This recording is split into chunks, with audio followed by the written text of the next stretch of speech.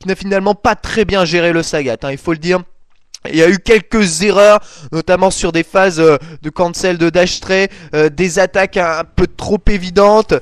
Plutôt que de... Des fois il place Balai Punch, donc il passe un jab, stand light punch, et plutôt que d'enchaîner peut-être avec une balayette qui se link parfaitement il me semble, eh ben, il préfère resetter, se décaler pour soit essayer de choper, soit essayer de revenir attaquer, revenir à la pression. Alors que s'il met Sagat à terre, il a des safe jumps possibles derrière et il peut rattaquer. Ça c'est à mon avis une petite erreur. Allez voilà l'arme ultime hein, de l'équipe de Ménine. YJ sa Viper ici voilà avec la feinte bas gros point suivi de Thunder Knuckle qui va en terminer. Feinte bas gros point et ex Seismo. Le Tiger Uppercut évidemment totalement pif qui passe dans la garde. Et c'est terminé. Ouais, YJ qui est vraiment très violent. Voilà pourquoi c'est l'arme ultime de cette équipe qui ne fait ici qu'une bouchée de Sagat. Bas gros point avec ce Seismo, Burning Kick parfaitement exécuté. Attention à la relevée, petite saving dash arrière de la part de Anamizuki qui ici va réussir à pêcher quand même avec un Tiger Uppercut et un magnifique link bas medium punch, bas light punch, Tiger Shot. Le Burning Kick quand même qui a fait mouche. Attention l'ultra en contre, ça passe, oh, c'est magnifique ce réflexe ultra sur l'avant chic dans le vent. Et ça il en a fait d'avant chic dans le vent. Burning Kick cross up, attention Burning Kick encore une fois qui passe. Burning Kick fac, Burning Kick cross up, c'est une horreur tout simplement, une horreur. Psylology qui bousille Anamizuki en morceaux. Magnifique joueur de Viper, hein. Y a rien à dire là-dessus. Magnifique match de la part de cette Viper. Oui, j'ai dit, y a rien à dire. Quoi, c'est tout simplement super. Tu fais un avant H-kick dans le vent, boum, il y a l'ultra qui sort et qui vient te pêcher à la fin de ton hitbox. C'est tout simplement magnifique ce réflexe qu'il a eu. Et vous avez vu, hein, c'est pour ça que Viper est vraiment un perso puissant. Le match n'a pas duré longtemps. Il n'a pas duré longtemps face à Sagat. Ça a été très rapide.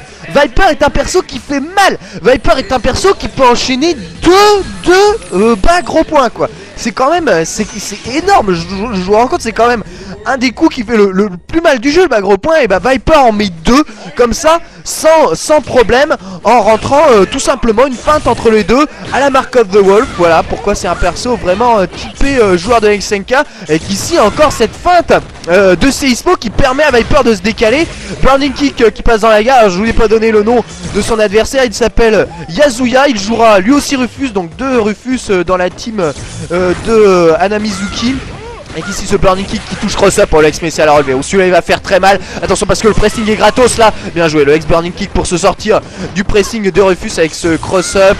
Et directement cette feinte qui permet de resetter avec un Burning Kick. Et le ex Seismo qui passe. Et boum l'ultra. Voilà, ça va être terminé. Non, il reste un tout petit peu d'énergie au pauvre Yasuya. Il prend Burning Kick cross-up. High jump.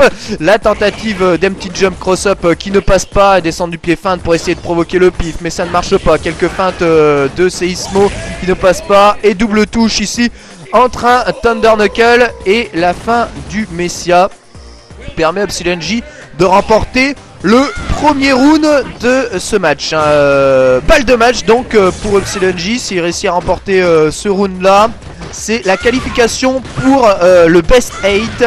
Donc ça va être les quarts de finale très probablement, avec ici la pression mis par YJ. Regardez avec ce bas gros point, feinte, bas medium kick, Thunder Knuckle. Ça va vraiment très vite, l'overhead qui passe évidemment au bourg des Messias dans tous les sens pour se sortir du coin. Et au bourg des ex-burning kick, voilà, bah ça c'est bien rendu. C'est très bien rendu de la part de YJ qui vient ici placer son cross-up. Ah, il a raté son link. Il a raté son link mais le burning kick passe. Derrière l'high kick il n'a pas réussi à linker. C'était pourtant très bien joué. Le ex-burning kick qui passe, burning kick dans la garde, Thunder Knuckle dans la garde. Allez, c'est de gratter, ça c'est une grosse erreur ça. Le grattage au burning kick, au Thunder Knuckle pardon à la fin. Ah oui, qui se fait ici un tout petit peu reprendre. Et l'ex burning kick dans le vent, il en met deux. YJ qui craque totalement à la fin du round, qui avait le round totalement acquis et qui a essayé par tous les moyens de gratter. Voilà, et ça je l'ai dit, hein, je l'ai dit à de nombreuses reprises.